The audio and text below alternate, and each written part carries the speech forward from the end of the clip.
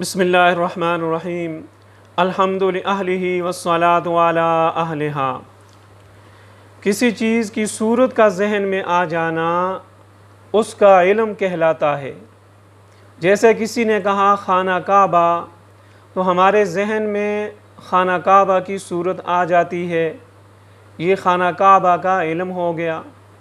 کسی نے کہا گنبد خضرا، سن کر ہمارے ذہن میں گنبد خضرا کی صورت آ جاتی ہے، یہ گنبد خضرا کا علم ہو گیا۔ کسی نے کہا مسجد اقصیٰ، سن کر ہمارے ذہن میں مسجد اقصیٰ کی تصویر آ گئی، تو یہ مسجد اقصیٰ کا علم ہو گیا۔ ذہن کی مثال آئینے کی مانند ہے۔ جیسے آپ آئینے کے سامنے کھڑے ہو جائیں تو آپ کے چہرے کی صورت آئینے میں ظاہر ہو جائے گی، ایسے ہی کسی چیز کے دیکھنے سے ذہن کی اسکرین پر بھی ایک صورت آتی ہے جو اس چیز کا علم کہلاتی ہے۔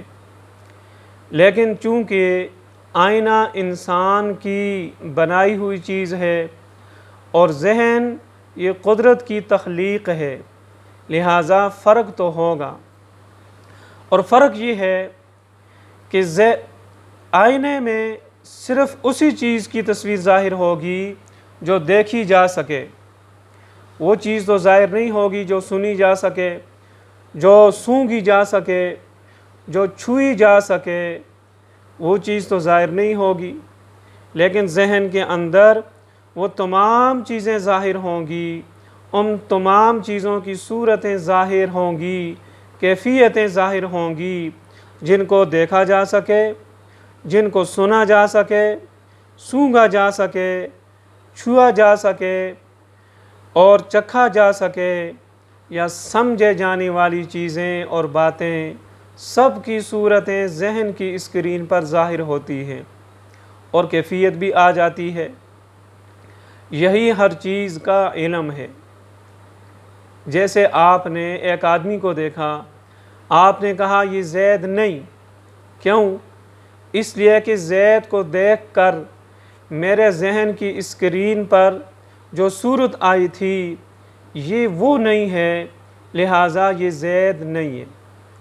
کسی کی آواز سن کر آپ نے کہا یہ زید کی آواز نہیں، کیوں؟ اس لیے کہ زید کی آواز سن کر میرے ذہن کے اندر جو کیفیت پیدا ہوئی تھی، جو صورت آئی تھی، یہ وہ نہیں ہے، لہٰذا یہ زید کی آواز نہیں ہے۔ ایسے ہی پیاز کو دیکھ کر، چکھ کر، سونگھ کر، چھو کر ہم کہتے ہیں یہ سیب نہیں ہے، کیوں بھائی؟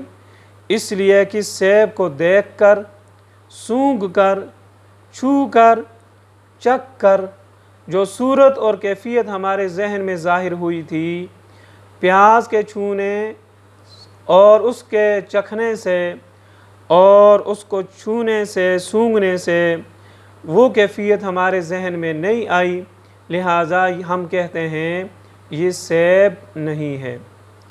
معلوم ہوا کہ دیکھنے، چکھنے، سننے، سونگھنے سے بھی ذہن کے اندر کسی چیز کی تصویر آ جاتی ہے۔ اسی لیے حواس خمسہ کو حصول علم کے آلات میں شمار کیا جاتا ہے۔ حصول علم کے 3 ذرائع ہیں، وحی، عقل اور حواس خمسہ۔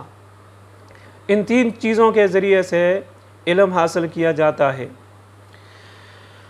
اب حواس خمسہ کے ذریعے سے کسی چیز کی تصویر کا ذہن کی اسکرین پر ظاہر ہو جانا، یہ ذہن ہی کی کوالٹی ہے اور قدرت ہی کی کاریگری ہے۔ آئینے کے اندر یہ صفت، یہ کوالٹی موجود نہیں۔ سمجھ گئے بات؟